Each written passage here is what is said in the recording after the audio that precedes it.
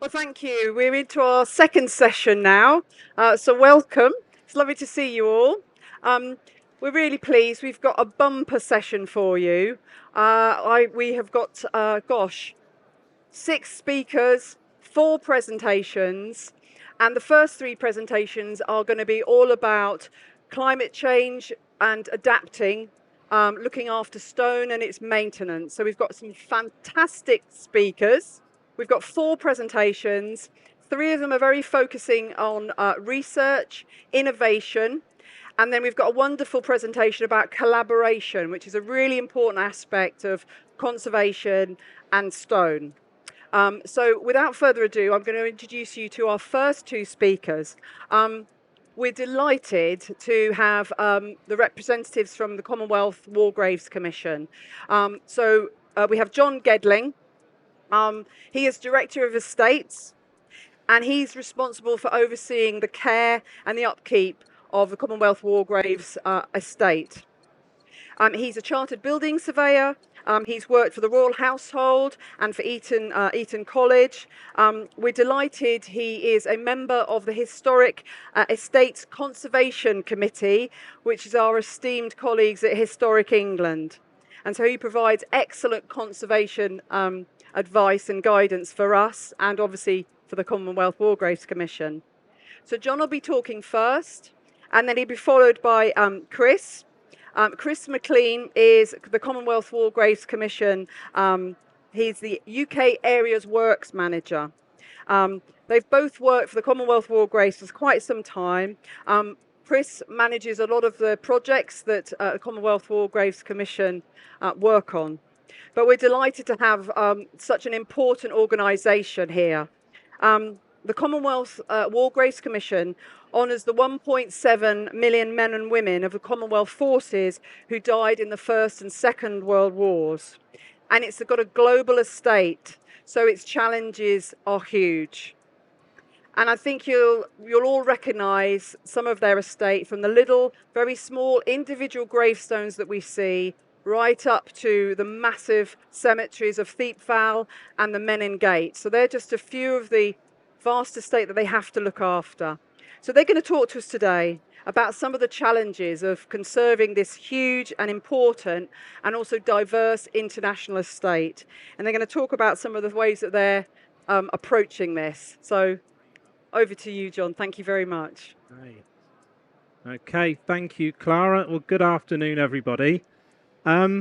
So we're going to talk a little bit first about us and our estate, just to give you a little bit of context, and then some of the challenges we face and how we're trying to address those challenges at looking after such a sort of diverse estate at times of climate change. We'll also talk about our use of enzymes to clean the stone, which is very new for us. So first of all, you may be familiar, as Clara says, with our sort of lines of headstones in the cemeteries across the Somme or the Ypres salient in Belgium. But we do really look after a very wide range of memorials and cemeteries, from Thiepval in the centre there, which is Luchen's memorial to the missing of the Somme, to the Menin Gate on the top right in Ypres in Belgium. Here in the UK, the Portsmouth, Plymouth and Chatham naval memorials are shown on the centre left picture, and some lesser known but huge memorials, such as along the bottom there. That's the Tao Chan Memorial in Myanmar. So just to give a sense of the scale, 1.7 million war dead, 150 countries and territories, every continent apart from Antarctica. So from we commemorate war dead from the Falklands right down at the bottom there, up to a cemetery in the Arctic Circle. So a really huge spread. The inset there shows Europe, and you see that by number of war dead commemorated, France over 500,000, then Belgium, and then here in the UK. So we're funded by 6 member governments. We have 5 operational areas and regional hub offices all around the world, about 1,400 staff altogether. So what that means for us and looking after the estate, well, we have 2,000 what we call constructed war cemeteries. ranging from the enormous, the largest of them all, which is Tynecott there on the left in Belgium, with the huge semicircular screen wall around about 35,000 names just on the screen wall. Absolutely massive cemetery. The battlefields of Passchendaele. To the smallest of them all on the right-hand side there, 4 casualties in North Carolina in the USA. Tiny little cemetery that's cared for by our team in Ottawa in Canada. Here in the UK, we have 300,000 war dead. The length and breadth of the UK, nearly every parish, church and cemetery throughout Britain would have at least one war dead. Sometimes tens or even hundreds, sometimes in plots, sometimes dedicated cemeteries, and sometimes just scattered around rural churchyards. So, example here up in the Orkneys. And some of the features particularly associated with our cemeteries, which you'll see repeated all around the world. So we've got the Cross of Sacrifice designed by Reginald Blomfield, 4 different sizes, scaled according to the number of those commemorated in the cemetery, with the Bronze Crusader sword on one or both sides. And then on the right-hand side, the Great War Stone, or the Stone of Remembrance, designed by Sir Edwin Lutyens. Fantastic design based on the principle of entasis, so none of the lines on it are straight. And Lutyens designed one of those to go in every single cemetery and to be carved from a single block of stone. And he was forced to compromise, much to his disgust, but that couldn't possibly be afforded. So now, generally, the cemeteries with 1,000 burials is no hard and fast rule, but that's the norm. Most of them are a single block of stone. Where that just wasn't possible because of the logistics of bringing in a single block of stone in the 1920s, they are in pieces, but most of them are a single block of stone. And the headstones then, so we look after 1.1 million all around the world, particularly associated with Portland stone, and that's probably the majority stone type, certainly in Europe. But there are 25 different types of stone. We've got slate, some sandstone, some granite as well, but it's particularly limestone. And the choice really depended on what was available back at the time, and climatic and practical decisions were made that dictates the stone that was used. But it's interesting, if you see all the cemeteries in northern France, you'll see a cemetery full of Portland headstones and one half a mile away with a different stone type entirely. Quite often Hopton wood was used. And the shapes, so there's 33 different shapes altogether. The most common one of the top left there, but also the non-war graves along the top. The Admiralty marker on the top right, which predates the First World War entirely, so we look after a number of those for the Ministry of Defence. And along the bottom, foreign nationals, each of whom would have a distinct headstone type and shape that repeats all over the world. And we look after those on various reciprocal arrangements. And on the right-hand side there, the German headstone design, so lots of German casualties within our war cemeteries, which we look after in exactly the same way as the Commonwealth graves, and we receive a grave rate from the German government to do so. So, some of the challenges then for us. Well, I guess the most obvious is that the cemeteries, by and large, certainly all the ones, or most of the ones in Europe, constructed in the early 1920s, in the 5-10 years after the end of the First World War. So the obvious challenges for us are dealing with stonework open to the elements for a century, plentiful use of cement in all the decades since, unfortunately, with all the problems that brings. Also some challenges about experimental use of materials such as bitumen, concrete mixes. You know, there were lots of techniques that were in their infancy in the 1920s, and sometimes things have not stood the test of time, unfortunately. And Thiepval, which Chris will talk about in a moment, there's some interesting challenges of lots and lots of flat roofs and an intricate network of internal downpipes and all the interesting issues that brings us. I guess in terms of just sort of setting the scene, the overall setting has changed so much for many of the war cemeteries. So this is an example, Saiwan in Hong Kong, specifically designed to have that wonderful view down across the bay, as shown on the left-hand side there. And on the right is how that looks now, with the modern city that's developed all around. So obviously we've got no control over that, but the setting and the situation has changed significantly. So as the first challenge can be one of geography. So on the left-hand side there is my colleague going to inspect the cemetery at the top of the Arctic Circle. So that's an old Russian ambulance that I think it was about a 5-day trip to get up there. And on the bottom, the cemetery in Oman is either accessed by a boat or down those cliffs. So that poses some great challenges being able to care for these sites. But there's also sort of natural conditions. So the photo on the top right there is absolutely typical of Madras after the monsoon. So that's how it looks, as do so many of the cemeteries in that part of the world. And that's just how it is. There's nothing we can do about it particularly, but it poses a huge problem for our teams caring for the cemeteries. And flooding can cause very, very expensive issues for us. So this is Freetown Cemetery, Sierra Leone, where significant flooding across the land caused the seawall to be pushed out to sea, as shown on the photo of the right there. So a project about 5 years ago, rebuilding the seawall.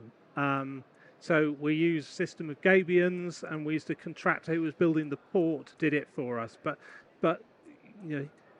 huge issues in trying to implement a project like that remotely.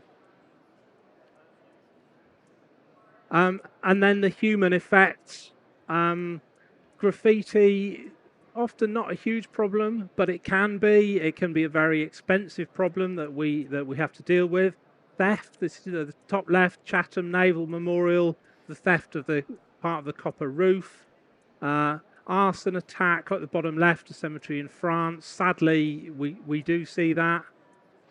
And the photos in South Africa, all that damage was caused by somebody trying to prise off the bronze sword.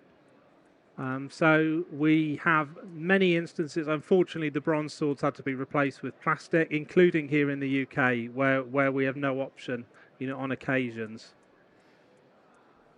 And then with war and conflict, sometimes means we can't get to the cemetery at all. So we've got about 55,000 war dead commemorated in Iraq. A small number of the cemeteries are sadly looked to have been lost entirely. But where we can go back in and reclaim a cemetery and it's safe to do so, we will. And Mosul is an example of that, where we've just been able to go back and rebuild the wall. And the United Nations had to clear the cemetery for us of mines.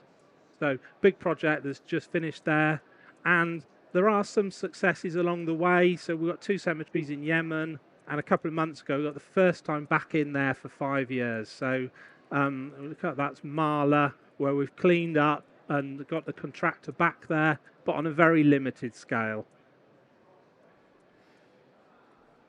So in terms of some practicalities, I'm going to pass across to Chris, going to just talk a bit more about, well, how do we look after them? And then some of the new ways of doing so. So Chris, over to you. All right. Good afternoon.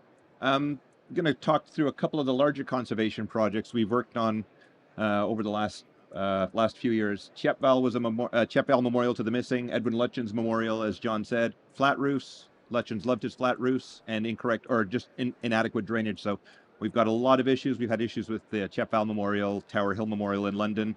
So this was a project that we started back in 2014, a 2-stage project. We did the first section leading up to the centenary of the Great War. So we did the first half of the memorial. Brickwork was replaced. We, like many other organizations, we started using cement back in the 60s, 70s, and 80s.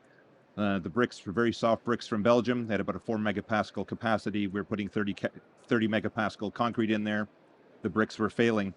So we essentially stripped out all of the mortar from the bricks from the top half of the memorial. A lot of the roofs had bitumen-lined roofs on it, so we restored it to its original condition as well as we could. And then we did the second phase of this, started about halfway through COVID. So again, another huge challenge is working through COVID, but we managed to get the second half of the memorial completed. We did similar things, but we also have about 72,000 names engraved on the panels on Chap Val.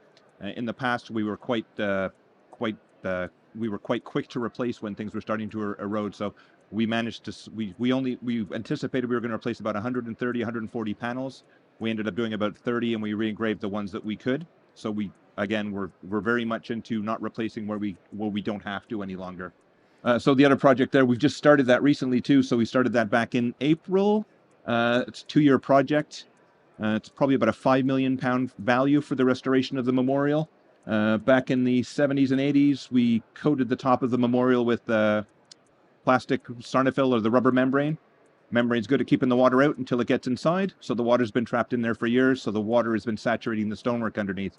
So we're stripping back the entire roof, restoring it back to its original condition. We're also going to be trying and putting a bit of an eco roof on there too. So we're going to be putting some sedum mats on the top of it to try and bring some nature back to the site as well. So that memorial, it's going to be a 2-year project. Similar project to what we're doing at Chap Val, replacing stonework where absolutely necessary, but re-engraving the panels, replacing stone brickwork where required, and the main thing is fixing up the roof. And this funding, quite a bit of this funding has actually been done with the help of Flemish Heritage and the City of Ypres too. So we're not funding the project ourselves 100%. Smaller projects. So we've got about 2,000 constructed sites around the world. We're always working on some of our sites in each of the areas that we're working in. This is a nice small project that one of our masons worked on at Liverpool. Liverpool Naval Memorial. It's right on the seafront. 3 meters, not even 3 meters away from it's completely saturated with salt water on a daily basis. We have 2 globes on there, a celestial globe and a terrestrial globe. They were taken out in the 80s because they were eroding. Put Botticino in, limestone / marble. It doesn't age the same as Portland, didn't age very well, so we took the decision about 4 or 5 years ago to reinstate the Portland. So the mason that you see there, he's one of our stone masons. He used to work for English Heritage. He carved those 2 globes himself over a winter, and we reinstated Portland. The 2 globes are back as Portland again, but we put them back in, and after 2 years, the salt water is getting into them again. So we're looking at methods of trying to slow the erosion of it. So we're going to be looking at lime washes and to see if we can slow down the erosion of it. But we reinstate where we possibly can to the original materials. I'm going to take that off so I can see. Most of our headstones are engraved at our headstone production facility in France. John mentioned we have about 1.1 million headstones around the world. Our conservation-based approach, we adopted this even before we officially adopted it back in 2013, 2014. We were replacing about 26,000 headstones a year around the world. Most of it was Portland, or most of the original headstones were Portland, and we were replacing them with other types of stone. We've stopped that. We've gone down to a more conservation-based approach. We only replace when absolutely necessary. In the past, if there was some erosion starting to appear on the headstone, we were hoiking out a perfectly good piece of stone and putting a brand new one back in. Don't do that anymore. We've got a new legibility criteria in, so when we're inspecting headstones, there's certain criteria people follow when they're inspecting, and we're down now to about 1,200 headstones a year we're replacing, so about a 96-97% drop in replacement. So many of the headstones are in constructed cemeteries, but also in civil cemeteries. In civil cemeteries and churchyards are in small plots. So when we're evaluating the headstones, we look at the inscription using the guidelines. The original guidelines which were set up in 1921. So we re-engrave where possible. In France, we have a full-time team working on it. In Belgium, we have a team also working on it. So where we have the logistics are possible and we have the teams available, we re-engrave. And we do it year-round, so summer and winter. So you'll see a little tent there. They work on it. It keeps them out of the heat in the summer, and it keeps them out of. And they put a little heater in there in the winter when they're working. We engrave about 15 to 20,000 headstones a year in France and Belgium. So cleanliness now. So this is a big issue for many organizations. In the past, the commission, we built a bit of we built a problem for ourselves. We were cleaning everything super white. All of our sites were clean white headstones. We were applying biocides. We were applying all sorts of chemicals to these headstones to keep them white. Many of these chemicals and biocides now are banned around the world, and we were also putting chemicals into the soil. So we've had to move away from that from a legal point of view, but also from an environmental point of view. We shouldn't be putting chemicals in the ground we don't need to. So we've come up with a new headstone cleanliness policy, which applies to our structures and our headstones. We don't have any substantial change to the appearance of our headstones and fabric, but we also have to balance the effects of aging. So many of these structures are over 100 years old. We were replacing stone. It was just not looking like a 100-year-old cemetery or a 100-year-old headstone. So we have to balance the appearance, but at the commemoration point of view. So we have to commemorate the casualties adequately as well. So now we don't clean on an annual basis. We were going in every 6 months to a year and putting biocides on all of our headstones in our big cemeteries. We stopped doing that. Now we clean on an as-needs basis. Our first step is using a nylon brush and water. A lot of cemeteries, a lot of headstones. That's our first step. But we're also now, Jon had mentioned earlier, we are going down, we are not trialing anymore. We're actually using enzymes. So we started looking at this about 7 years ago. We've got enzymes that have been used in Belgium now for about 3 or 4 years, and it's now being rolled out to the entire commission. So biocidal washes are no longer, we're phasing it out. It's almost phased out now. We have some stocks which we're getting rid of, but we don't use biocides as a rule anymore. It's cleaning with brush and water, enzymes, and as a last resort, we do go, from a logistics point of view, it's quite difficult. We use Thermotex and DOFs, the steam cleaning. But that's logistically hard in a lot of our sites, and so that's our last resort. But the norm right now is enzymes, which we're rolling out around the world. So we've also we've got a new sustainability plan that we instated in 2021, reducing our reliance on chemicals, replacing stonework. So we have a reputation for the high standards of care in our cemeteries. We want to maintain that, and but we are now transitioning to a more sustainable method of conducting our work. Environmental concerns of our time right now are climate change and loss of biodiversity. Both of these emerging global environmental disasters are a result of humanity's overconsumption of natural resources, so we want to minimize that. So that's why we're replacing less stonework. We're going down the use of enzymes instead of chemicals into the ground. We're reducing pesticides.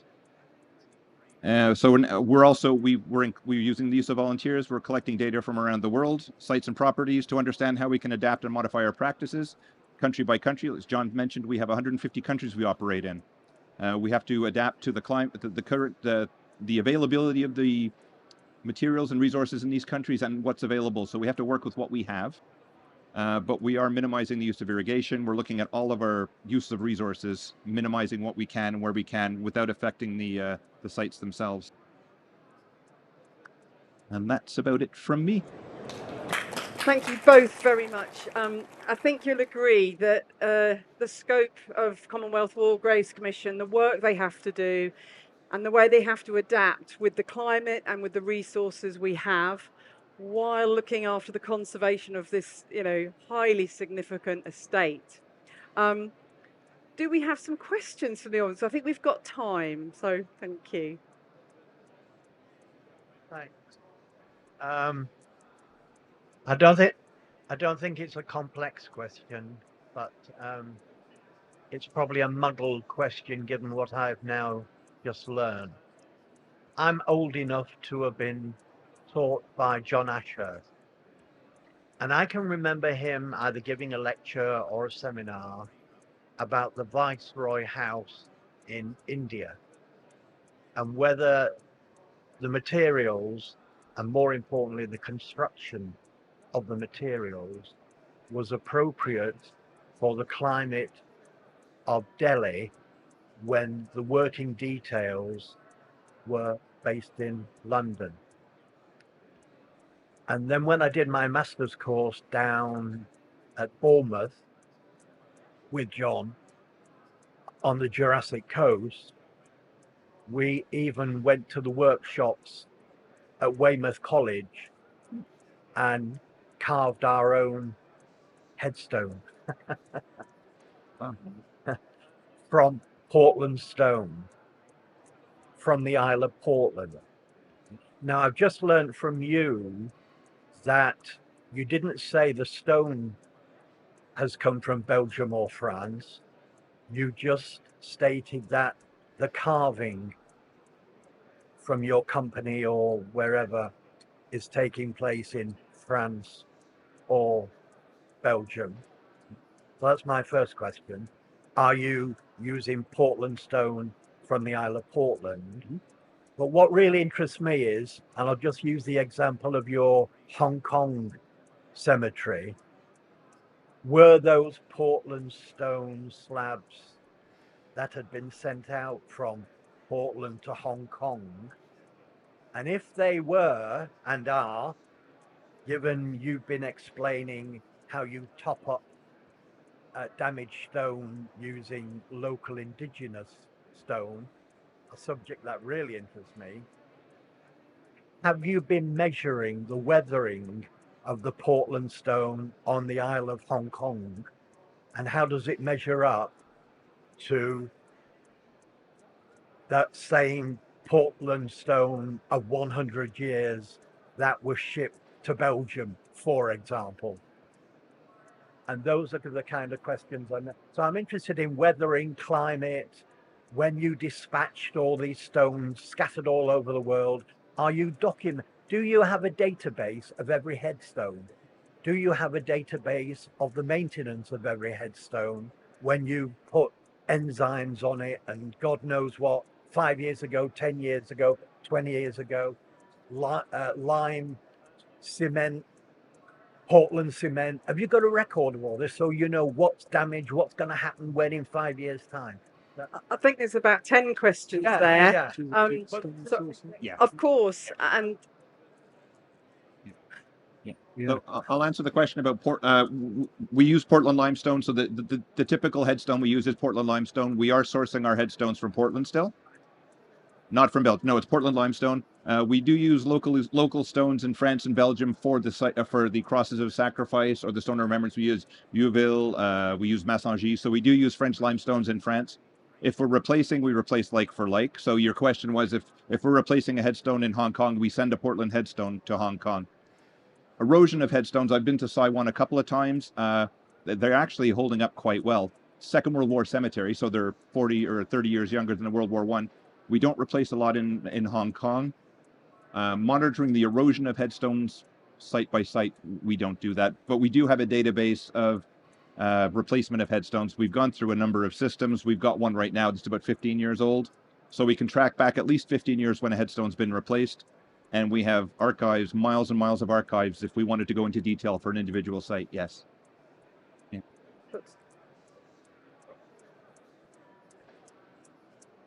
If we haven't got any more questions, got time for a quick one.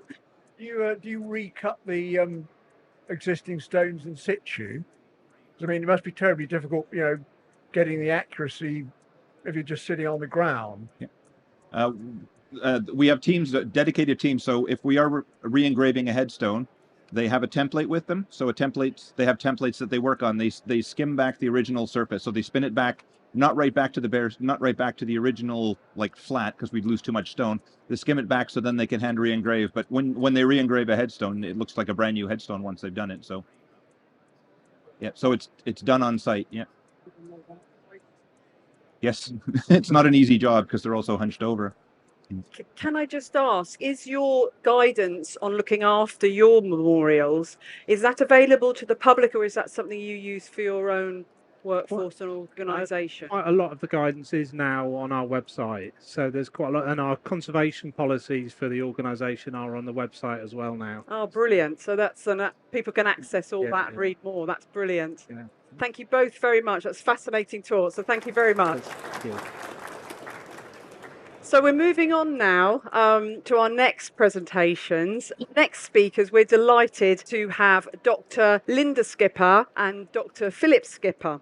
They are undertaking a research project which is funded by Historic England, understanding how the stone properties affect biological growth. So they're doing a lot of work on this. Dr. Lynda Skipper is a senior lecturer and programme leader in the BA Conservation of Cultural Heritage at Lincoln University. She lectures on conservation as part of the degrees at Lincoln. She is an experienced conservator on all sorts of materials, from stone, historic wallpapers and pigments. So she does a lot of analysis, does a lot of teaching and a lot of research. She's a phenomenal academic.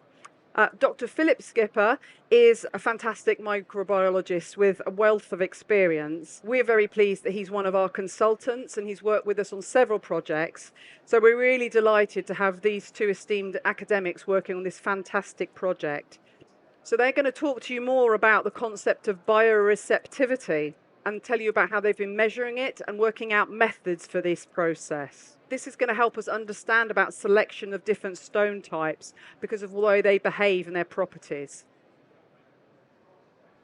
Thank you very much, and thank you for that lovely introduction and for giving us the opportunity to come and talk to you today about our research, which, as Clara said, has been very kindly funded by Historic England for this project. So what we're going to talk about in this session is actually to cover the following aspects. So I'll start out by explaining the aims of the project, and then I'll explain that term that Clara mentioned as well, bioreceptivity, because it's a term that we're really interested in. It's the core aim of what we're looking at, and I know that some people might not be familiar with that concept. So I'll work through what that is and why it's significant in conservation of stonework. Then I'll hand over to Philip, who's going to be talking about some of the ways in which we've measured bioreceptivity. He'll sum up what we've found so far, and then I'll talk about what's happening next, because we're not at the end of the project by any means. We've finished the first phase, but we're now moving on into the second phase of our work. So the aim of our project then is to develop a method which can become a standard for testing biological growth on stonework. The problem at the moment is that there isn't good data that's comparable between different types of stones for biological growth. And that's what we've very much been looking at. So we've been testing and refining methods, and we've used 3 types of stone initially as a proof of principle to show that the way that we're looking at is one that works. So we've looked at a granite, a limestone and a sandstone. And we've looked at newly cut and we've looked at weathered surfaces. And we'll explain more about how we've done that in a little while. So let's start off then by explaining this term bioreceptivity. It was first defined in 1995, and it's the measure of a level to which a material, so not just stone, any material, can maintain a permanent ecosystem of microorganisms. So what's really important here is it has to be a permanent colony. Lots of surfaces will have transient microorganisms growing on it, but they won't be a full colony and a permanent colony. So obviously, as we've said, in our case, we're looking at stone, but equally this applies to all sorts of different heritage materials, this broad bioreceptivity concept. So Willett originally proposed that there were actually 3 stages of bioreceptivity, but much more recently in 2021, it's been suggested that, in fact, there could be 4 stages and we could subdivide this further. But what wasn't originally proposed in 1995 is a measure for bioreceptivity, or at least one that can be used to compare between different studies. Unfortunately, what that's led to is that there are some groups who have attempted to measure bioreceptivity, but most of these can't actually be compared with each other. So you can't compare the results from one group with another because they're not using the same methodology. And that's why, going back to our aim, we're looking to try and work towards a more standardized approach. It wasn't until relatively recently in 2018 that Vasquez Neon's group proposed a bioreceptivity index where a standard method could be used to compare granite. And then we're starting to see some method of this more usable cross-comparison. And to date, that method has been picked up in a few studies, but it's mostly by people who were originally in that lab group and have moved elsewhere. And it's solely been looked at for granites, and there's very limited data for the UK. But before we go on to talking about how we've measured it and what we've been doing, I'm just going to run through the stages of bioreceptivity and what those are. So stone colonization as I'm sure many of you know already, is dependent on all sorts of different aspects. It's dependent on things including surface roughness and the availability of water. And as the stone weathers, you get changes in physical and geochemical characteristics that change the level of species that can be supported. So the amount of bioreceptivity, as well as which species can be supported on that stone. So the types of microorganisms that are growing. So there are ways in which this can be measured, and primary bioreceptivity is defined as the initial potential for biological colonization of sound stone, and it essentially gives a baseline reading for bioreceptivity studies. Then we have secondary bioreceptivity, which is the potential for colonization of weathered stone. So it's the kind of thing that you might, for example, see on monuments and gravestones, but also plenty of heritage buildings as well. And as I said before, recently, tertiary bioreceptivity, which was post-conservation treatment, has been proposed to be split into two different sections, so the tertiary and quaternary. So San Martin has suggested that tertiary bioreceptivity is the measure of the level of growth on stone, but it's been treated in a way that doesn't leave a residue on the stone surface. So, for example, laser cleaning or cleaning with water. And then quaternary bioreceptivity relates to a conservation treatment that adds material to the surface. So, for example, the use of a biocide that leaves some kind of residue on the surface. It's always worth noting as well that potentially conservation treatments that, even though they fall under tertiary, they might still modify the stone in some way, and they modify the stone surface. So, for example, steam cleaning can sometimes roughen the surface of the stone a bit, and that can still have an impact on the readings. So why are we interested in this in conservation? Well, if we do look at lab-based primary and secondary bioreceptivity, it gives us information on how stones will weather in when we're thinking about a biological patina. So, for example, will a replacement stone turn bright green and stick out like a sore thumb compared to an older weathered stone? It also gives us a basis for testing conservation treatments on sacrificial materials in a controlled fashion. And that's why doing some initial lab testing is very helpful, because we can control all of these different variables. If we were to do any kind of studies like this on a heritage structure, we'd very much be at the mercy of the elements. We couldn't control the light, we couldn't control the humidity, we can't control the temperature. And in the lab, we can do that because we have equipment. We can use climate chambers that very much keep that controlled environment in place. So that's where primary comes in. But in the literature to date, there isn't really many studies that have actually looked at secondary bioreceptivity at all. And that's on the weathered stone. And obviously, to properly test the impact of conservation treatments, you don't just want to look at what happens on a new, freshly cut piece of stone. You actually need to know what happens on weathered stone, because that's often the kind of material that these treatments are going to be applied to. So that means that you also need a repeatable methodology for the secondary bioreceptivity and thinking about how you can test those treatments. So I think that's the point where I'm going to be handing over to Philip. So I'll pass this on. Thank you. Right. So the studies in the literature are, for the most part, they're very well planned, standalone studies, and they reflect the areas of the author's interests well.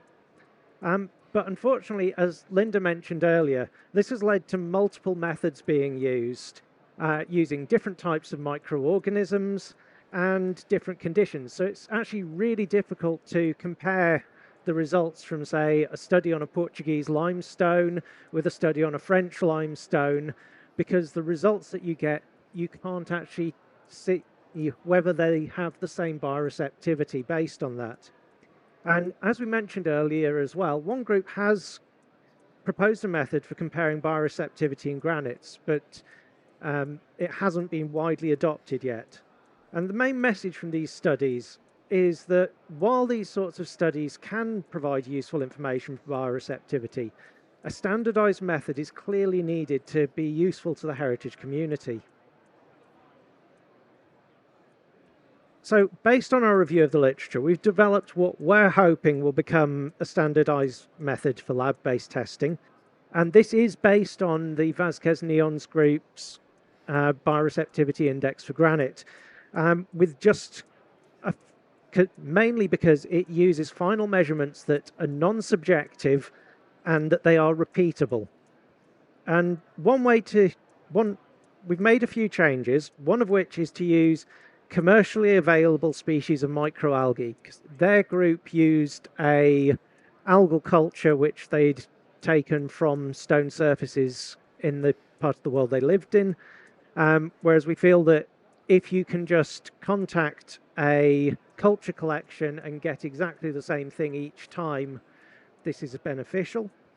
We don't have time to go through the method in detail here, but in brief, the algae are placed on the stone and grown under optimized conditions to see the maximum level of growth that the stone can support. The stone types that we're using are two sedimentary stones and a granite. So that's Howley Park sandstone, which is the quarries around Leeds, Jordan's base bed limestone, which is a Portland stone, and Fogintor granite, which is from the prison quarry on Dartmoor, which is now closed, but it is still available through Blackentor granite. They have sufficient supplies. So let's start with our results from the primary bioreceptivity. We mentioned that the methodology uses a couple of readings. The first one is extracting chlorophyll from the algae that have grown on the surface. And if we look at the primary bioreceptivity, so this is the unweathered stone, all the stones having been inoculated with the same level of algal cells, we can see we took weekly measurements until they'd reached a stable level, which was at 2 months. And based on the chlorophyll A levels extracted, the Jordan's base bed unsurprisingly supports a higher level of growth than the Howley Park or the Fogintor granite. We also take colorimetry readings, and as with the chlorophyll extraction, the weekly readings were taken, but what we found compared to the original bioreceptivity index for granite methodology was that the Howley Park sandstone, there was a non-biological driver to the colour change. So the environmental conditions in the chamber were resulting in colour change in the stone. And that the method for the granite doesn't take into account for this. So we needed some way of controlling it. And we'll discuss that shortly. So, but first we'll talk about how you take these two readings and get a comparable measure. So Vasquez-Neon's group in Spain proposed these calculations, and they take the readings from the colorimetry measurements and for the chlorophyll per centimetre squared. It works out 3 level measures of bioreceptivity, each of which is based on a scale of, results in a output on a scale of 1 to 10. The full description of how they arrived at the equations is in the paper, which we've got in our reference section. But basically they used the highest levels of growth that could occur on granite and worked out the equations from there. In the paper, they recommend that all 3 measures should be provided. You have bioreceptivity index of growth, which is based on the chlorophyll, bioreceptivity index colour, which is based on the shifting colour, and an LAB colour space, and then a final bioreceptivity index, which is calculated from both. And their consideration was that there may be times when things like the aesthetic impact is less important. So you would look at either the total bioreceptivity index or the bioreceptivity index just from the growth. Or if you were wanting to integrate it into a facade, then perhaps your main consideration would be the colour change. So going back to what we saw with the Howley Park sandstone, the other alteration we've made to their methodology is to include a algae-free control to account for natural colour change in the stone. And in the case of Howley Park sandstone, the natural colour change mentioned in the colorimetry slide would have resulted in an artificial amplification in the bioreceptivity index. And without, as you can see, if we hadn't, the blue chart is without a control. It's for the colour change, it's almost quadrupled the result. So we really need to include this control. It's not such a problem in granites because you don't get the mineralogical shifts that would cause colour change under the same conditions. And our ongoing work, which our placement student Robert is doing on limestones from along the Jurassic Belt, has shown that this isn't just occurring in the Howley Park granite, it's actually very common in British limestones as well. So in the bioreceptivity index, they proposed the use of 2 increment divisions to provide a qualitative categorization of primary bioreceptivity. From our data, it appears that this scale is also applicable to secondary bioreceptivity. However, as we build up data from different stone types, it might be that you'd need to revisit this, because it could be that you get a large cluster of stones that are sort of between low and mild bioreceptivity. So it might be that you'd want to actually split out this area a bit more. So having just said that it is applicable to secondary bioreceptivity, I will move on to that. As we mentioned in the introduction, there have been very few lab-based studies looking at secondary bioreceptivity. And as studies need to be repeatable, then we can't just carry them out on stone from the environment that's been weathered, because we aren't guaranteed to have different stone types that have all been exposed to the same conditions.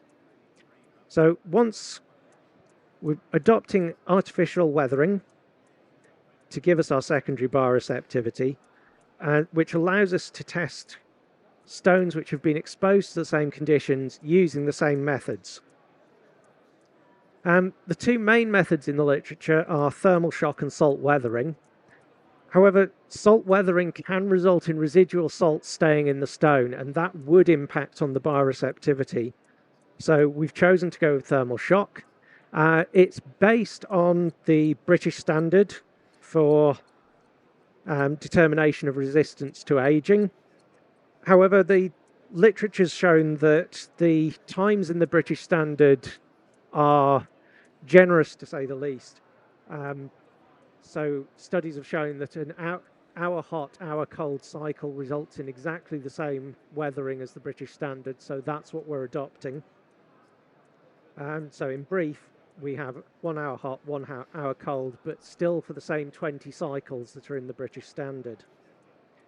And from testing it with the 3 stone types, we then tested and compared changes in open porosity, surface roughness and capillarity between the artificially weathered and the unweathered stone. And statistical testing on the results showed that for all 3 stone types, we had a statistically significant change in the water absorbance by capillarity and the open porosity for the stones, which tells us that our methodology is causing genuine change to the stone. This was backed up by petrographic analysis, which was carried out by Dr. Bradley Staniforth of Petrolab, and he identified that there were changes to the physical composition between the weathered and artificially weathered stone, further demonstrating that the weathering process was successful and what you'd expect to see. Also, in the case of the Howley Park sandstone, very interestingly, he identified mineralogical changes between the iron-bearing minerals, and we reckon that this is the cause of the colour shift that we've seen during the testing. So, as the methods used to run the trials were identical between the weathered and unweathered stone, any variation in growth between them was due to the changes caused by the artificial weathering. And we have, again, statistically significant differences between the measurements for each stone type. So as such, we can be confident that the increase in bioreceptivity is due to this artificial weathering process. There are no other causes which could be impacting it. And so this gives us a repeatable lab-based method for secondary bioreceptivity. So when we compare the calculated bioreceptivity index, we can see that all three show a change between primary and secondary bioreceptivity. It's only the Jordan's base bed that moves between the qualitative bands, though. So to summarize what we've achieved so far, we've defined and optimized a bioreceptivity characterization method that's repeatable and applicable to most stone types. We obviously haven't tried everything yet, and what we really want to do now is to expand it to cover as many UK and international stones as possible. And the method's also going to be suitable for lab-based testing of biocides prior to carrying out field trials.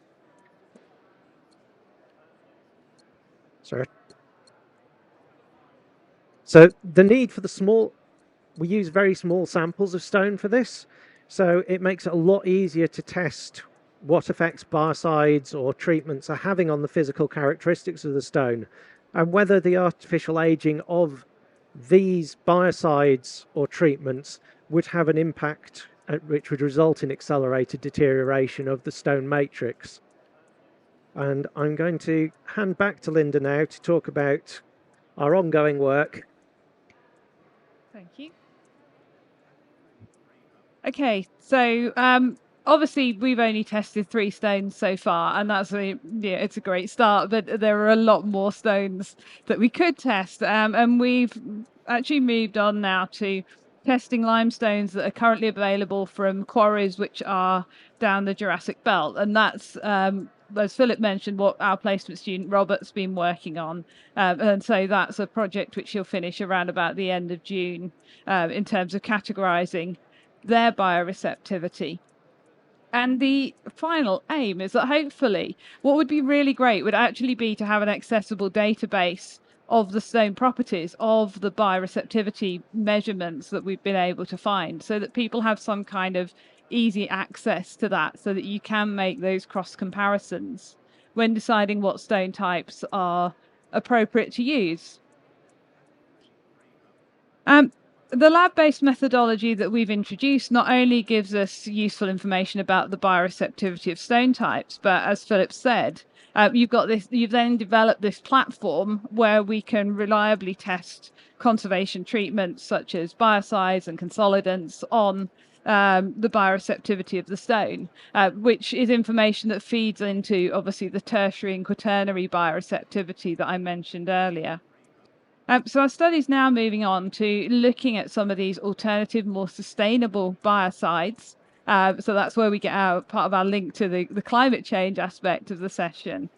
And so we're going to be looking at the impact of zinc nanoparticles, essential oils, a lime wash, and also the enzyme solution that's used by the Commonwealth War Graves Commission, which you've just heard about. And I should also say thank you very much to Jon, because he very kindly provided us with the Biomix enzyme solution for us to test. We've also included Algae Clear Pro because that's a fairly standard biocide that people are using. We tested that before and it seems reasonably effective, and we want to use that as a chemical biocide so we can get a comparison between the other potential biocide types that we could use. We're also going to use the system to be able to find out more about the impact on the stone itself and how biocide treatments might change the stone as that ages. Once we've used the lab-based technique to optimize biocide concentrations, we'll carry out a field trial to then test these different biocides in the field. So we'll hopefully, maybe in a few years, we'll be back to tell you a bit more about that. I think we're pretty much out of time, so I can't say very much about our field trials, just to say that we're going to be doing those on Portland limestone, and we've already started those growing their bacteria, so we'll be testing those a little bit later. And we'll take a range of different measurements to find out what's happening to the stone, including what it's being colonized with. So here are some useful references, including sort of many that we've mentioned on the way through. But I'm not going to linger on this slide because I have one more that I would like to show you, and it has a link to a short survey. So what would be really helpful to us this next phase of our study is actually to find out what people are doing now in terms of stone cleaning and whether you currently use biocides as part of your stone cleaning methods.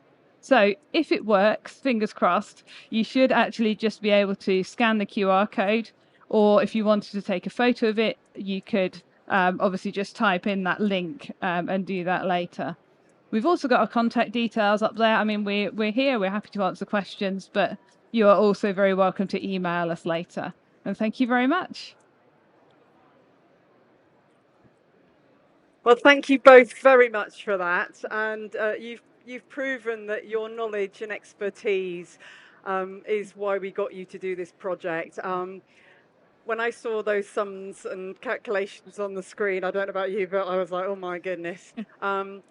But please, we would love people to give us feedback. We need that information to help inform the next phase of this exciting research. Does anybody have any? We've got time for some questions. Hi there. I'm a non-scientist, so I really have no idea. A lot of this is over my head, but the one thing that I'm conscious of is that when they're talking about things like biocides and enzymes and so on, and looking at it and testing it on stone is one thing, but what about the environment itself? Are these going to have an effect on the environment, animals, or the whole, you know, biodiversity system? Well, this is one of the reasons why we're looking at things like the zinc nanoparticles, the enzymes, and essential oils, is because they, particularly the enzymes, they will break down naturally. The zinc nanoparticles are bound to the surface, so they don't transfer into the environment. And essential oils have been used for, well, I really don't know how long, along with things like, well, we're not going to use honey on stone, but honey is another good natural example of naturally occurring materials which have biocidal properties that have been used for a long time. It is a good question. It's a major concern, particularly because a lot of the biocides that are currently in use are also in use in our hospitals. So we really do want to move away from these, because all we're doing is driving biocide resistance in the environment, which will eventually have healthcare impacts as well.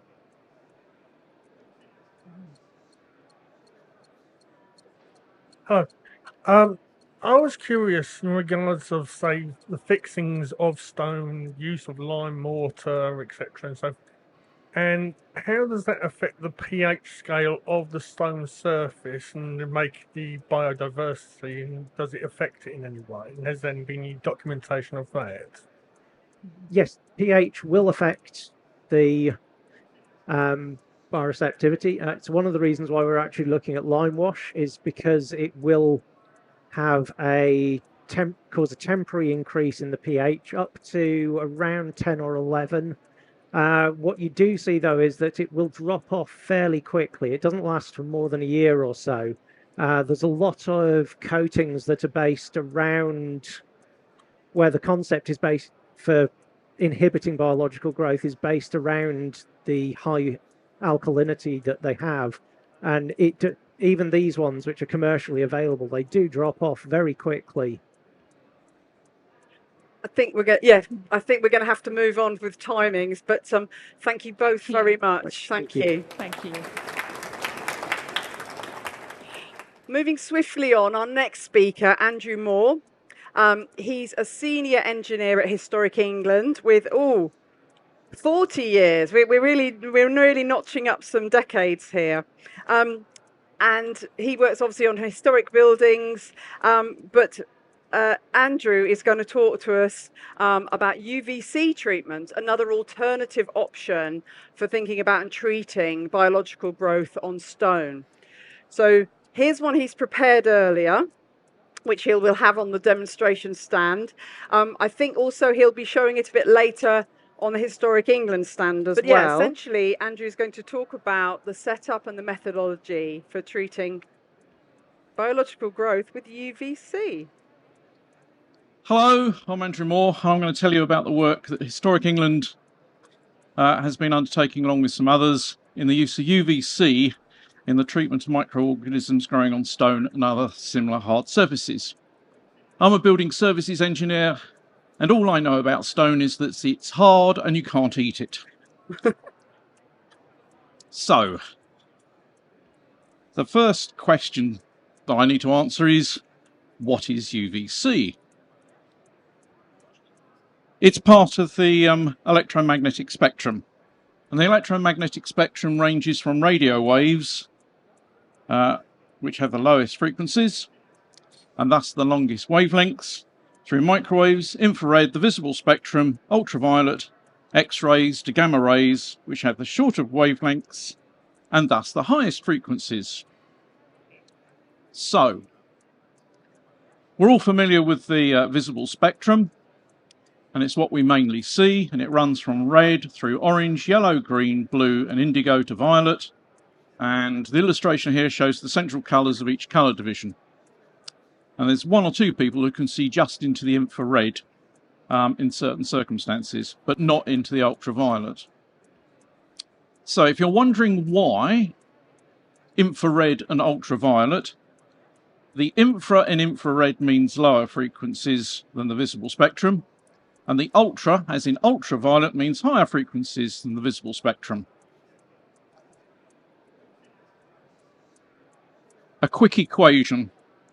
The speed of light, which is constant, equals the frequency, which is usually measured in hertz or cycles per second, times the wavelength, normally measured in meters. And so frequency and wavelength are inversely proportional. As one goes up, the other goes down. Now, for sanity, we'll use the usual conventions in this sort of matter, and we'll only be making reference to the wavelength of ultraviolet light. If we talk about frequencies, everyone will get hopelessly lost. So, the unit of measurement for ultraviolet light is nanometers, and as you can see, they are very small, and that's about all you really need to know about nanometers. So there's three types of ultraviolet light: UVA, UVB, and UVC, and you can see the sort of wavelengths limits at the bottom of the slide. UVA has the longest wavelengths, closest to the visible spectrum. UVB is in the middle, and UVC, which is what we're going to talk about in more detail, has the shortest wavelengths and is closest to X-rays, which give you a little bit of a clue as to what's coming next. So, how is UVC, or indeed ultraviolet light, produced? Normally, it's produced by the sunlight, but a lot is filtered out in the atmosphere before it gets to us, especially the UVC element. And artificially, the two current main ways of producing ultraviolet light are by various means of discharge of fluorescent lights or by LED technology. Pulse xenon flash systems, cold cathode lights also exist, but you're pretty unlikely to come across those. And UVC lasers are starting to be experimented with, and they may be very useful. So a quick look at some ultraviolet lights.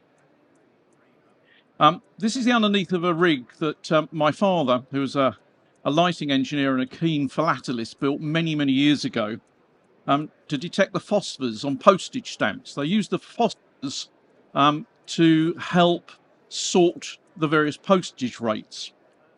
And so the dark light at the tube, dark sort of tube at the top, that's in black light blue, and it's made of Woods glass, and that filters everything to just a certain frequency, 365 nanometers in the ultraviolet A range. And the clear discharge tube on the bottom, that's a UVC lamp, and it looks as if it's made of glass. It's not. It's made of quartz, and again that just emits UVC, and that peaks at 253.7 or sometimes 254 nanometers. And I'll come back to that in a second. If you've ever been to an old-fashioned disco, you will have seen the UV backlights glowing, making fluorescent things work, and so that's what you see glowing in purple. The UVC light looks like this, and if you see this, you're probably going to be in trouble fairly soon. I only took this by putting a huge slab of glass in front of the lamp and standing well back and got the camera to operate remotely. One of the other types of lamp that you will see floating about is the UVA bug zapper. And that uses a slightly different type of blacklight tube, slightly wider spectrum, but again that peaks at 365. And there's one running in the demo rig down here, which I'll tell you a bit about more about in a minute. Now, if you're into LEDs, most of you are familiar with the standard sort of through the hole type of LED that almost anybody can solder up. This is a rather fat one, and this is some sort of black light. I'm not quite sure what exactly the measurements are, but it sort of glows quite happily. And I can't for the life of me remember why I bought them, but one does. So, what does UV do? And what's it used for? Well, the one you'll all recognise, and you'll see it glowing quite merrily down there, is making fluorescent materials fluoresce. And you can see this more closely when you come up to our stand later and have a play around. And the black light used zapping lamps, which is what this one is for safety, that particularly is attractive to flies and other insects, which is why it gets used. UV has a well-known effect on the skin, so this is UVA. It ages the skin, and UVB will burn the skin. So hence the use of some screening products, and you'll see UVA and UVB mentioned on them. We do need some exposure to UVB in small amounts to generate vitamin D.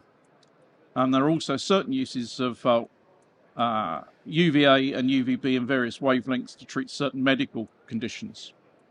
But we're concentrating on UVC.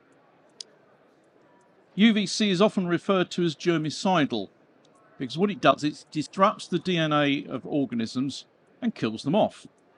And so it's used for disinfection purposes. And this is the quality that our research made use of. And this is guidance that Philips, the Dutch electronics company, produced that specifies the various emissions of the different types of lamps. And we used the data in this for our calculations. Now, if UVC kills things off, you need some safety precautions. And they can be really quite simple. And you need them to stop the adverse effects of damaging the eyes or the skin. So the simplest is to restrict the access. So don't let the UVC shine onto your eyes. Don't look at the light sources, and lock the doors. Now that's much easier to restrict access and the management than using complicated filters or goggles or protective skin wear and all the rest of it. So what we've done on our experiments is we simply locked the doors at night, put some coverings over the glass, operated some stuff on timers, and all was well. So, now to the main part. UVC can be used to clean off microorganisms growing on stonework and similar hard surfaces. And so it's easier to shine UVC light at microorganisms than it is to try scrubbing things off with manual means. The microorganisms we've experimented with so far are bacteria, fungi and algae, and also kill viruses, although that's somewhat outside of our scope. And it will probably do terminally unpleasant things to lichens and mosses, although we haven't experimented on those yet. In passing, I do have a fear that one day it will be proved that we've just exterminated the world's only rare bacteria or yeast or algae, entirely by accident, but I'm told that's not likely to be a problem. But Murphy's Law always seems to apply. So what it does is the UVC just upsets the DNA in everything that it shines on, and it will wither away. Now, in terms of people, it will burn your skin and it will irritate the eyes, so that's why you don't want to do it. But we've got enough protection that it won't actually kill us, but it is painful if you get UVC exposure. So, shining a light is a lot easier than manual cleaning. So this may be an alternative to use in some circumstances. So we're going to tell you briefly about two examples that we got involved with. The first is about regular maintenance, and that's at the Newport Roman Villa on the Isle of Wight. And the second is a one-off remedial work that we did at Fort Brockhurst in Gosport. This is the Roman Villa at Newport. Well, this is the building over the remains of it. The Roman Villa didn't actually look like that. The remains of the villa were discovered in the 1920s during some building works. And it's been a long story later. It's been covered over to form a small museum, and it's operated by the Isle of Wight Council. And it's rather jolly inside, and if you're on the Isle of Wight, it's well worth visiting. And inside there's some mosaic floors and a hypercaust underfloor heating system that served a sort of suite of baths or bathrooms. And it's thought that the high water table related to the nearby River Medina, and that's caused some dampness, especially in the hypercaust and to some extent on the mosaics, and that's made life a bit difficult. So we thought we'd start with something easy. There's the mosaic floors, slightly easier to get to than the hypercaust. We built this rig, or I built this rig, and it's made out of timber, so it's a standard size sheet of MDF with timber edges, a bit of aluminium inside, and some UVC lamps. And so we turn it upside down, plonk it on the surface, and away we go. We experimented with the help of some colleagues from the University of Portsmouth who identified the types of microorganism and the treatment times, and this is the sort of results we got. So the areas down bottom left, bottom right being treated, the sort of slightly sad looking green mess in the middle is what it started as. So you can see it's really quite impressive. The second rig we built was for the hypercausts, and so what I came up with was a sort of suspended timber version of the Forth Road Bridge, the suspension type thing. And here you can see the hypercaust at the bottom with its little piles of stone that support the floor above, and the long dark strips are some pieces of timber with some reflective foil, and then there's batten fittings underneath. And these here it's using the original lamps that came with the battens just to set the whole thing up. And here are some of the results that we got. So on the left, you can see the green build-up of the material on the bottom of the hypercaust, and on the right-hand side, you can see the effect after a little while of running. So it really did work extraordinarily well. Now, the more astute of you will realise that you're not going to get all of the areas in the hypercaust illuminated adequately. So we came up with a small box on legs. So you can get this into smaller areas. And the first version used some Meccano, and the idea was that you can the box with a lamp in it up and down to vary the exposure. However, common sense dictated that undoing all the nuts and moving things up and down, and especially with the Meccano, was a real faff. So we realised it was just easier to leave the thing jacked up at the maximum height, move it around to suit, and just vary the exposure time.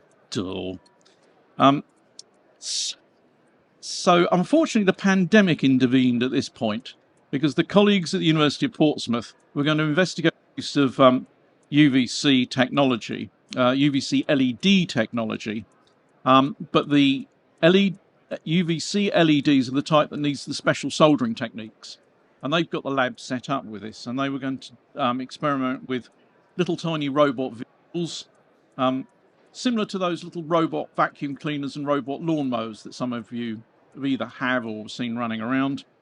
But their idea was to use the very soft tyres from slot cars or radio control vehicles, so as to not damage the stone surface.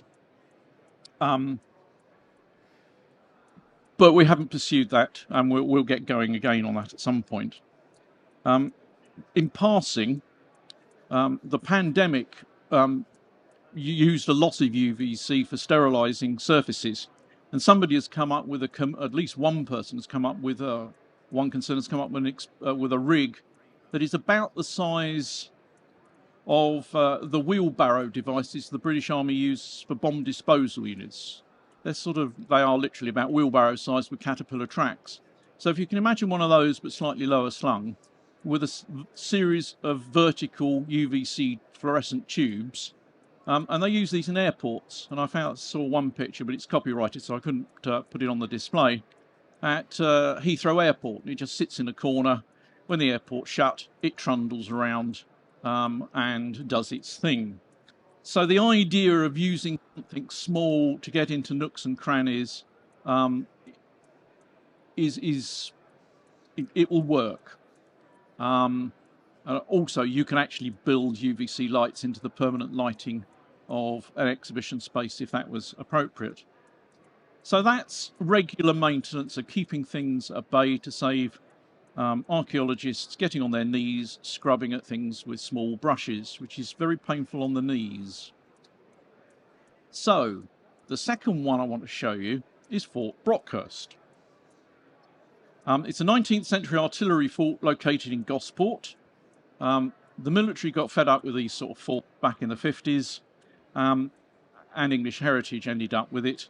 And English Heritage now use it under licence from ourselves in Historic England, and they store all sorts of strange and unusual stone archaeological artefacts. Unfortunately, they had two problems at the same time. Murphy and his law struck. They had a damp roof and the dehumidifier packed up, so it all got very wet, and mould decided to grow on the stones. Initially, they were going to use hydrogen peroxide solution to clean everything. Now, apart from the pong of hydrogen peroxide, the sheer unpleasantness of it, the cost would have been astronomical and very time-consuming, plus it's wet. So I carried out some calculations and realised that we could use UVC, explain what was needed, and handed the problem back to the English Heritage colleagues. They engaged one of their electrical contractors who serviced that area and the Isle of Wight, and built themselves a rig, which looks like this. So it's a sort of, well, I'm not quite sure what it is really. It's a sort of freestanding frame. There's a name for these, and I've temporarily forgotten what it is. You have them in gardens.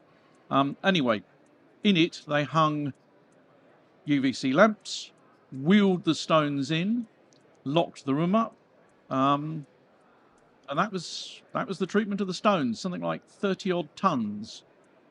And only one stone didn't work, and they realised they'd forgot to turn the thing over.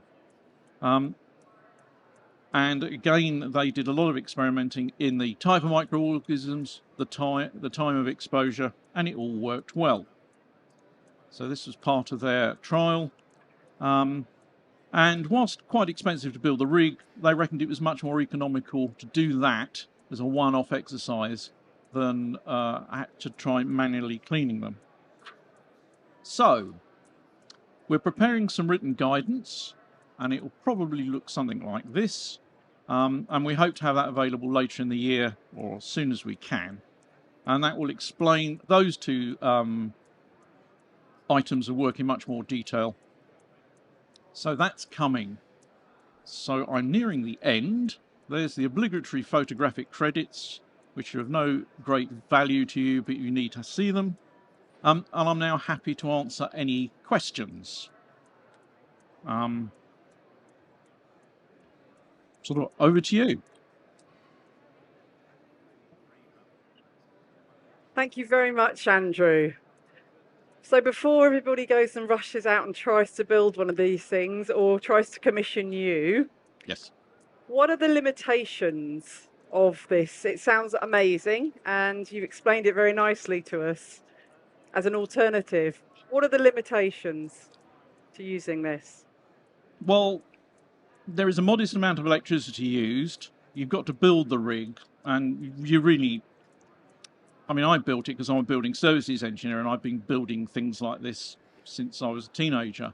Now, you would probably ask an electrician or a lab technician, somebody like that, to build it for you. I think it's a matter of experimenting. So there may well be things where the UVC can't reach simply because of the stone structure. It's not really my field. I just build the rigs and get them going.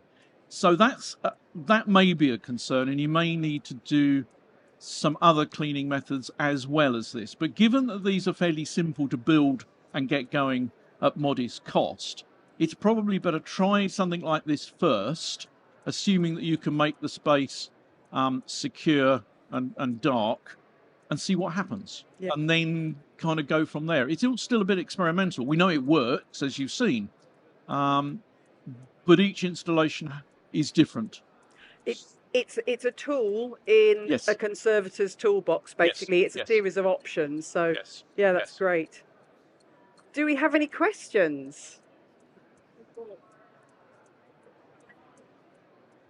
How long do you have to expose the surface to UVC? The first one we did, we weren't sure, so we left it on overnight for a week.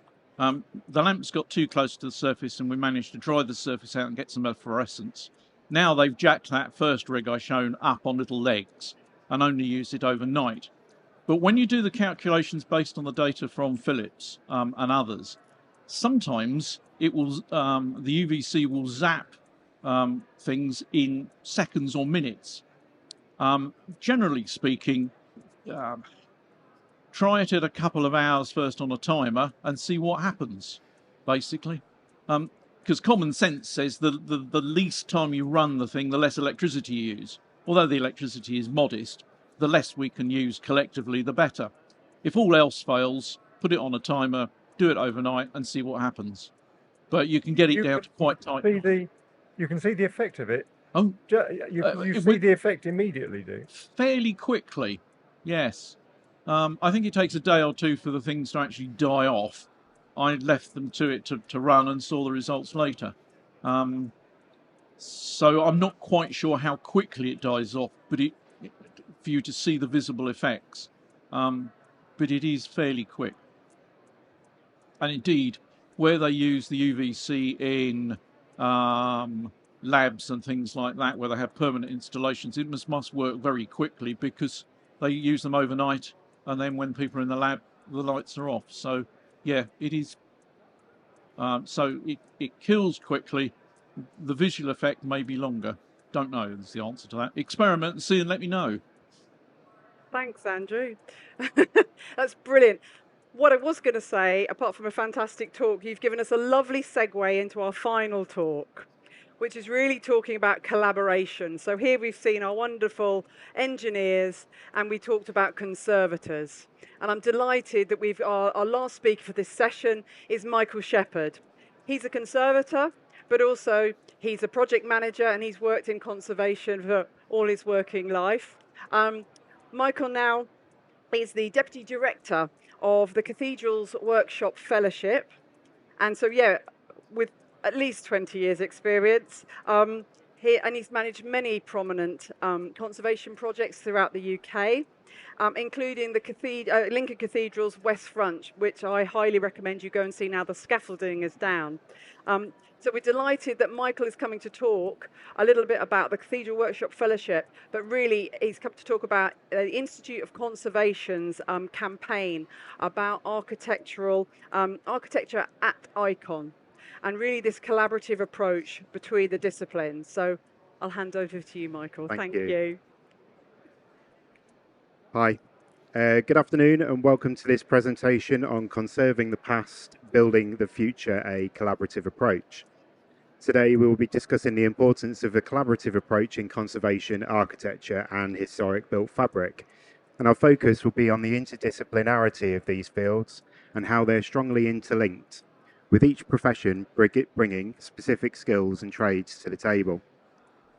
We'll explore how project professionals working with architecture and built fabric can improve their chances of smooth project success by consulting professional conservators at early stages of project planning. We'll discuss how conservators can support project professionals and introduce ICON, the professional body for conservation in the UK, as a source of support and information. And finally, we'll showcase the launch of the new headline, Architecture at ICON, which underscores the importance of interdisciplinarity and collaboration between architecture and conservation. So my name is Michael Sheppard. I'm an ICON accredited conservator, expertise in stone and decorative surfaces. And I've got nearly 20 years experience, both practically and managerially. I'm Deputy Director for the Cathedral Workshop Fellowship with the CWF, where I'm responsible for organisation development and managing funded projects, which are predominantly our training levels, currently between level 2 and level 5. The CWF was established in 2006 as a collaboration between 11 Anglican cathedrals, and I do have to read this out because I always manage to miss one. So that's Canterbury, Chester, Durham, Exeter, Gloucester, Lincoln, Salisbury, Westminster Abbey, Winchester, Worcester and York Minster. And the purpose of the CWF is to establish a consistent and sustainable approach to developing specialised skills for the maintenance and conservation of these cathedrals.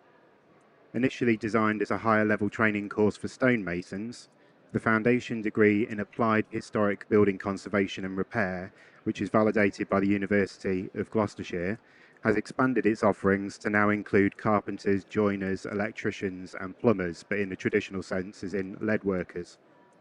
And since its launch in 2010, the programme has successfully trained up to 52 craftspeople at level 4 and 5, and that's with the assistance of our key funders, who are specifically the Hamish Ogson Foundation and the Worshipful Company of Masons. And what sets the CWF training programme apart is the collaboration among these 11 Anglican cathedrals, drawing upon their expertise and talent. These cathedrals are iconic historical landmarks in England themselves, housing numerous national treasures, and by uniting and designing this specialised training course, the craftsmen and women employed in these cathedrals demonstrate their commitment to maintaining these invaluable treasures. The programme's success can be attributed to the traditional master to apprentice approach, where experienced craftspeople pass on their knowledge and skills to the next generation. And the emphasis on workplace learning allows apprentices to gain practical experience and benefit from the guidance and support from their peers.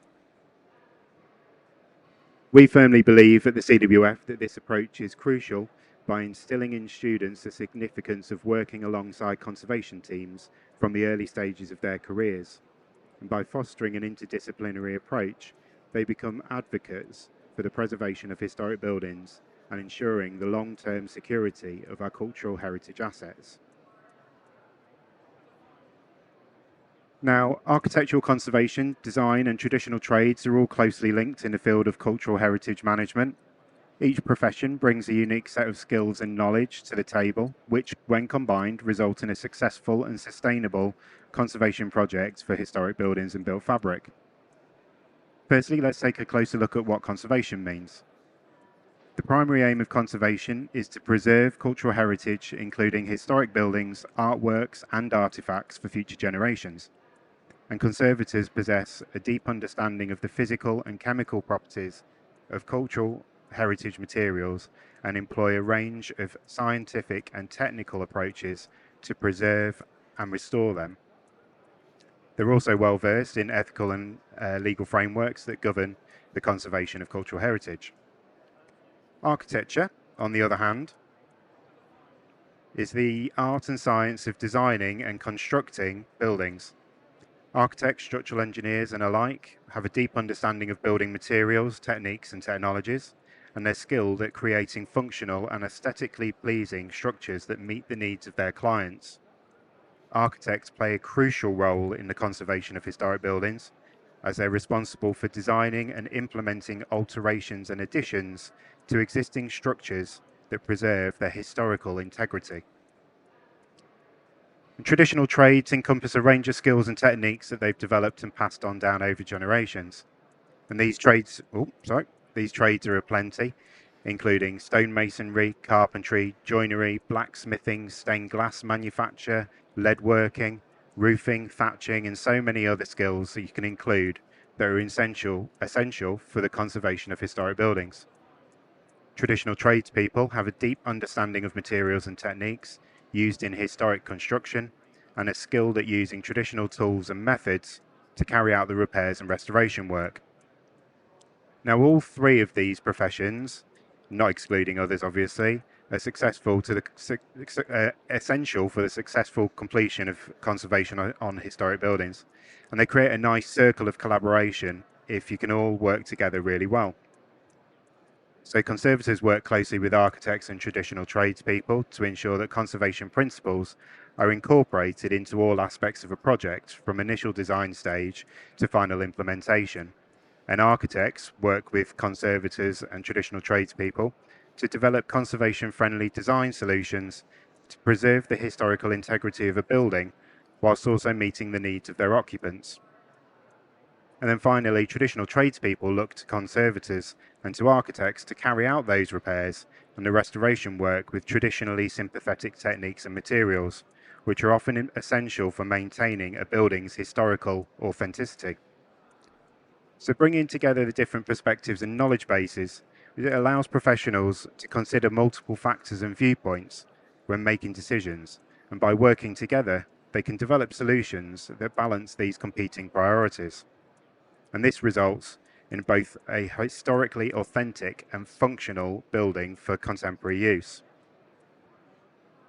So collaboration can lead to a more efficient and cost-effective project and conservation efforts. And by involving multiple professions from the outset, projects and professionals can identify potential challenges and develop solutions that consider the unique technical and historical aspects of the project. This can prevent costly mistakes and delays that may arise if professionals work in isolation and overlook important considerations. A multidisciplinary approach can lead to a more sustainable conservation practice. By considering the long-term implications of a project from multiple perspectives, professionals can develop solutions that prioritize the use of sustainable materials and techniques. And this can reduce the environmental impact on conservation efforts and ensure that cultural heritage is preserved in a way that is responsible and ethical. Conservators play a vital role in this collaborative effort as they bring unique expertise and knowledge to the team. Drawing on scientific and historical research and technical analysis, they develop conservation strategies that are both effective and sustainable. And conservators are trained to analyse and understand the materials and structures of historic buildings so that they can develop conservation treatments that are tailored to the specific needs of each project. We all like a chart of how a project runs, don't we? So, consulting professional conservators at the early stages of project planning is essential as it allows for a comprehensive understanding of the unique characteristics and challenges of any project, enabling that successful outcome that we're all looking for. Conservators can conduct a detailed assessment of the condition of the building and identify any potential conservation issues.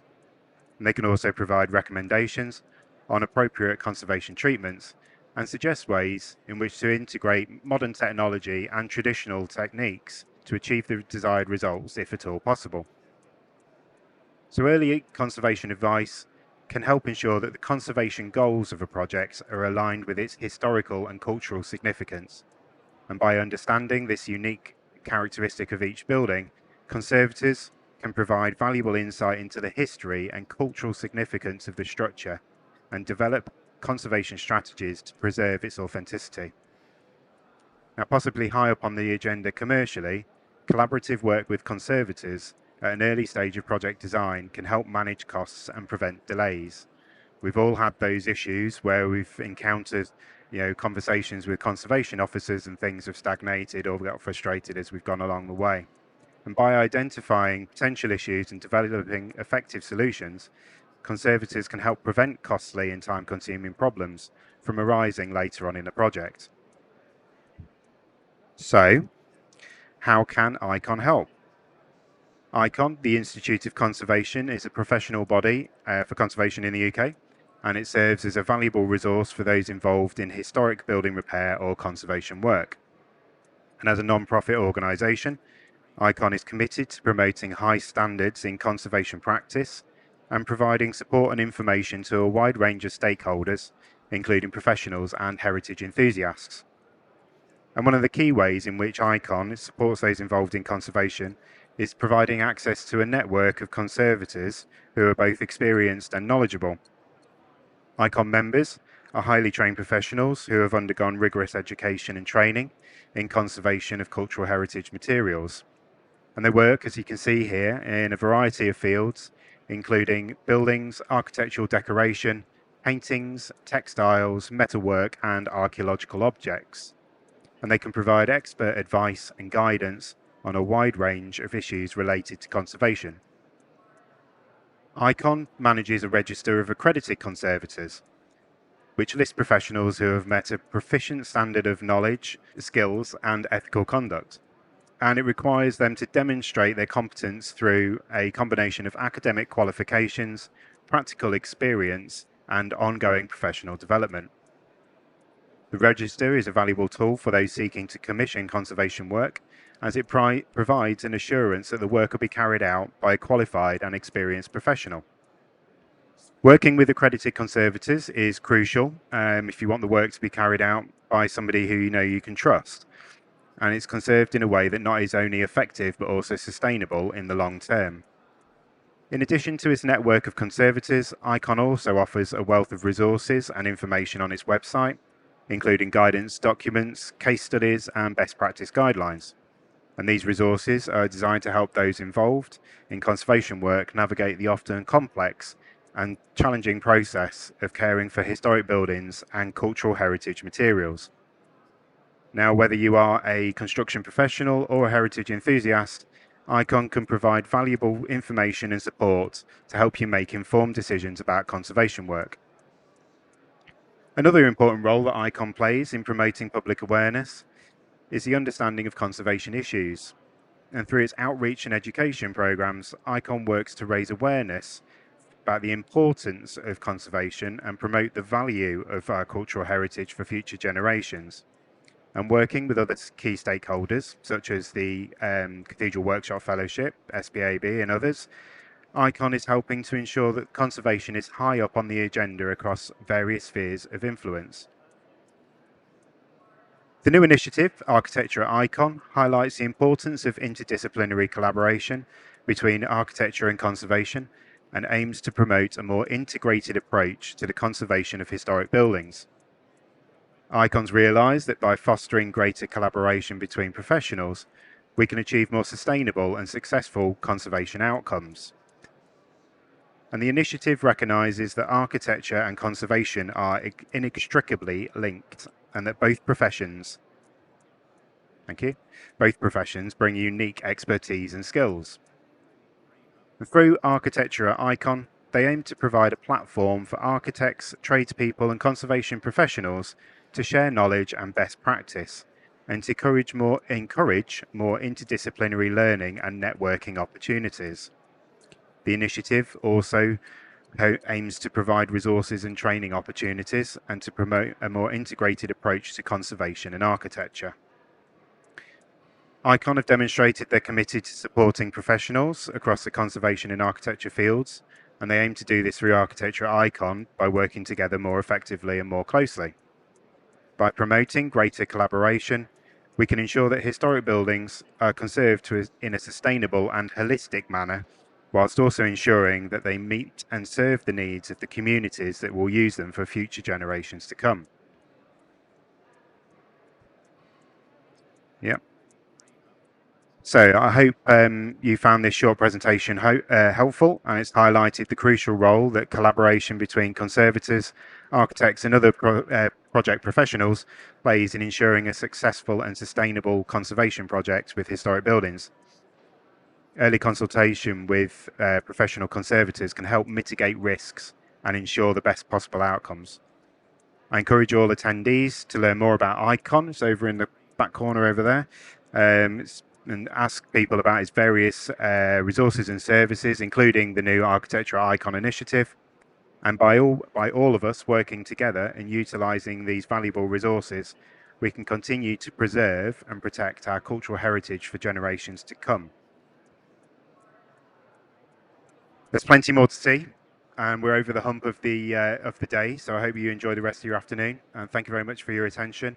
Feel free to reach out to the ICON stand if you've got any further questions or you'd like to learn more. Thank you very much, Michael. I think the collaboration is so important that you've mentioned between the different disciplines and conservation.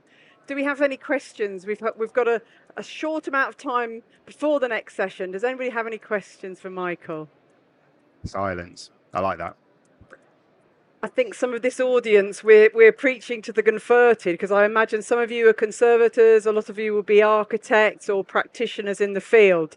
So this hopefully will be music to your ears, I hope. Yeah. But as you said, we'd encourage you all to go over to the conservation area to go and have a look at all the information. We've got SPAB, the Institute of Historic Building Conservation, as well as Historic England and the English Stone Forum, but of course the Institute of Conservation. And they'll be very, very happy to talk to you more about conservation in its broadest sense. So thank you all. Thanks to all our speakers from this session. Thank you for attending and being such a great and enthusiastic and attentive audience. We'll have the third and final session of the Conservation Conference this afternoon, starting at 2 o'clock.